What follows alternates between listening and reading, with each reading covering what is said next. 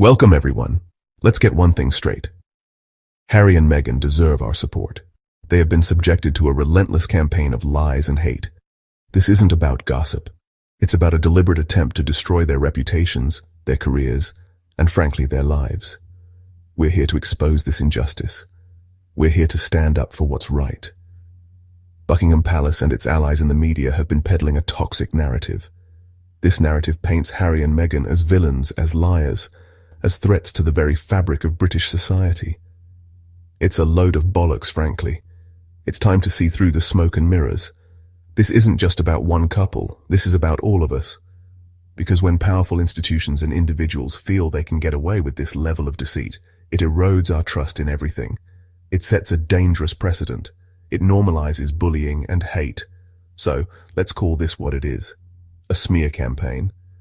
And let's fight back against it. Because the truth matters.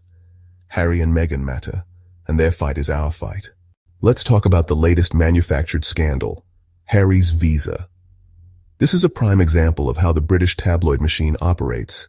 They take a non-issue, sprinkle in some xenophobia, and boom, you've got yourself a front-page frenzy. The claim? Prince Harry shouldn't be allowed to live in the United States because he admitted to past drug use on his visa application. The problem? This entire story is based on a fundamental misunderstanding of U.S. immigration law. It's like saying you can't drive in America if you've ever jaywalked. Utterly ridiculous.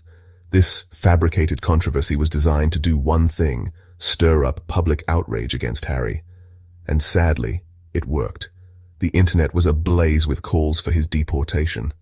The right-wing media had a field day, painting him as a privileged hypocrite. But as with most things in life, the truth is far less sensational. Now let's shine a light on one of the main culprits behind this smear campaign, Nile Gardiner. This so-called royal expert has made a career out of bashing Harry and Meghan. He's a regular fixture on right-wing news channels where he spews venom and misinformation with alarming regularity. Gardiner is a perfect example of how the British establishment operates. He's a mouthpiece for the monarchy, a loyal attack dog willing to say anything to protect the crown. His pronouncements on Harry's visa were not only factually incorrect, but also deeply irresponsible. He knowingly spread falsehoods about U.S. immigration law, whipping up a frenzy of hate against Harry. And for what? To score points with the palace, to sell a few more copies of his book. It's pathetic, it's dangerous, and it's indicative of a much larger problem. So let's set the record straight, shall we? The truth is, admitting to past drug use does not automatically disqualify someone from obtaining a U.S. visa. The U.S. immigration system takes a nuanced approach, considering each case individually. Furthermore, Harry's legal team has made it abundantly clear that he was granted his visa legally and appropriately. They've provided ample evidence to support this, but facts don't seem to matter in this story, do they? The damage has already been done. The narrative has taken hold.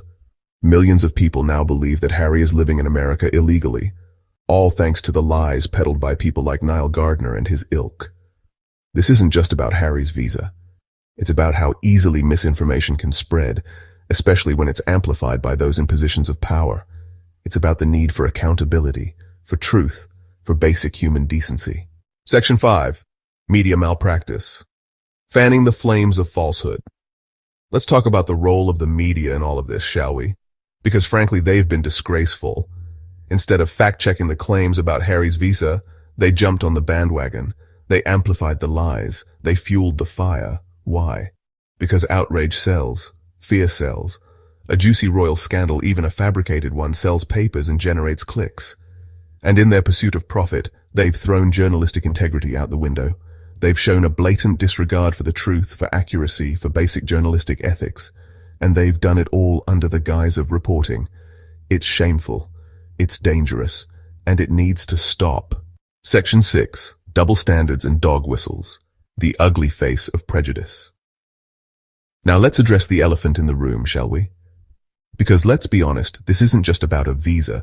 This is about something far more insidious. This is about race. This is about the British establishment's deep-seated discomfort with Meghan Markle, a biracial woman, marrying into the royal family.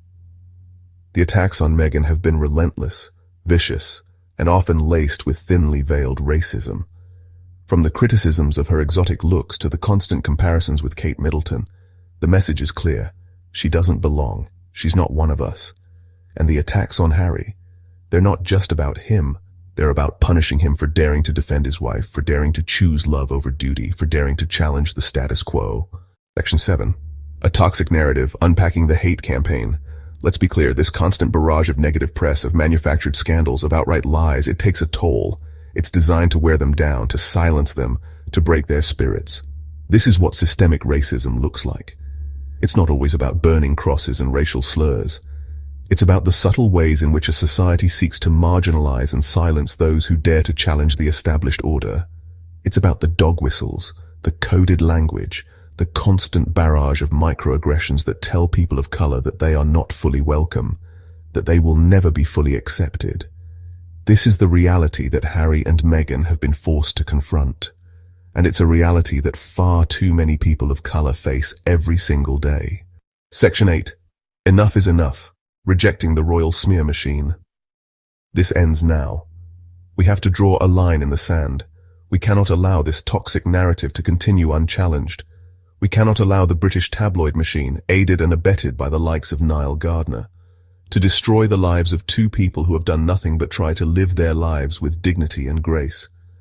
It's time to reject the lies. It's time to call out the hypocrisy. It's time to stand up for what's right. We cannot stay silent in the face of such blatant injustice, because silence equals complicity, and we are better than that. Section 9. Stand up, speak out, supporting Harry and Meghan. So what can we do? We can start by refusing to engage with the negativity. Don't click on the hateful articles. Don't share the malicious gossip. Starve the beast of attention. Support media outlets that are committed to factual reporting. Call out those that perpetuate lies and misinformation. And most importantly, show your support for Harry and Meghan. Amplify their voices. Celebrate their accomplishments. Let them know that they are not alone in this fight. Because when we stand together, when we raise our voices in unison, we have the power to drown out the hate.